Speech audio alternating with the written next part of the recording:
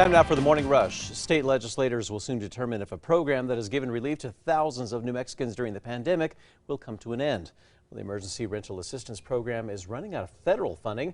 It's now going to be up to the state in this upcoming legislative session to decide whether or not to continue funding the program. Bernalillo County has a new district attorney this morning. Sam Bregman was sworn in last night after the governor appointed him to replace Raul Torres, who was elected as Attorney General. Bregman will serve the 2 years left of the current term. The governor's office says he will not run for the office after this term expires.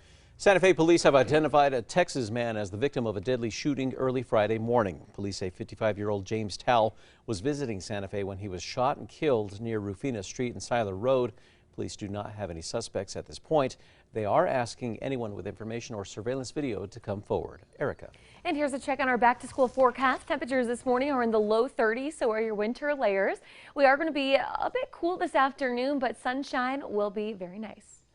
There will be one more hearing to see if a sanctioned homeless camp near Manal and I-25 can receive permitting. The Martineztown Neighborhood Association president and 6 other organizations are appealing to the city, hoping to stop the encampment. A spokesperson for Street Safe New Mexico says the camp would be limited to 50 people with round-the-clock security. The owners of a popular Albuquerque bike shop and their landlord will be meeting to resolve a broken lease that caused the bike co-op to receive an eviction notice just after Christmas. Owner Amanda Batty says that after an attempted break-in in October, repairs were never made. She also says that they've asked for the plumbing issues in the building to be fixed. Several House members have already pre-filed a bill to increase the state's minimum wage. Democratic Representatives Miguel Garcia and Christine Chandler each introduced separate bills to increase minimum wage.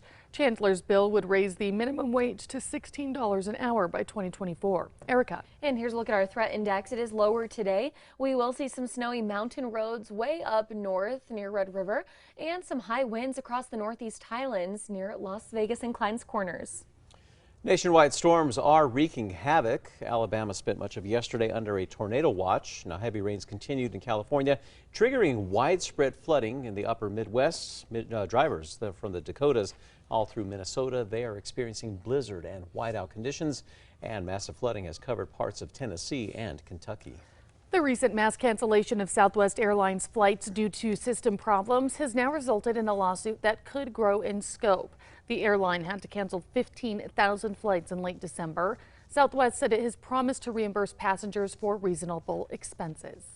The man accused of killing 4 University of Idaho students will soon be heading back to Idaho to face charges. 28-year-old Brian Christopher Koberger waived his extradition rights after a brief hearing in a Pennsylvania courtroom yesterday. Now, authorities have linked Koberger's DNA to familial DNA that was in an ancestry database. Erica. And here's a look at traffic. The maps are clear, no accidents or slowdowns. And here's a look over the Big I. Lots of cars out there this morning. Everything's still moving at speed, and we are seeing dry roadways. Camel owners in the capital of Saudi Arabia can now travel and run their daily errands while leaving their camels behind to get pampered at a hotel for camels. The camels can enjoy full board stay, including fodder and barley. Camels can also drink milk for an additional $27. Time now for the 5 facts. At number 5, an Albuquerque balloon shop is now taking on a huge project, all for a good cause. Jennifer and Brent Olson, they own On the Rise Balloon Shop. Now, this is their first time taking part in the national event called the Big Balloon Build. That's in Wisconsin, which raises money to employ people with intellectual and physical disabilities. Well, this year's theme is the great outdoors, so the participants, they will then create life-size balloon sculptures of animals doing activities like skiing and camping. The Big Balloon Build starts on March 19th. At number 4, the owner of a popular Albuquerque bike shop and their landlord will be meeting to resolve a broken lease that caused the bike co-op to receive an eviction notice just after Christmas. The bike co-op owner Amanda Batty says after an attempted break-in in October, repairs were never made. She also says they've asked for plumbing issues in the building to be fixed. In a statement, the property manager told KRQE the owners appreciate all the efforts of the bike co-op and their commitment to the community.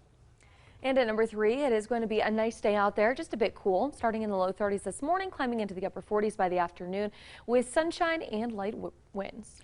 At number 2, there will be one more hearing to see if a sanctioned homeless camp near Manal and I-25 can receive permitting.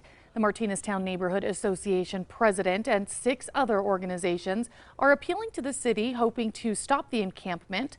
A spokesperson for Street Safe New Mexico says the camp would be limited to 50 people with round-the-clock security.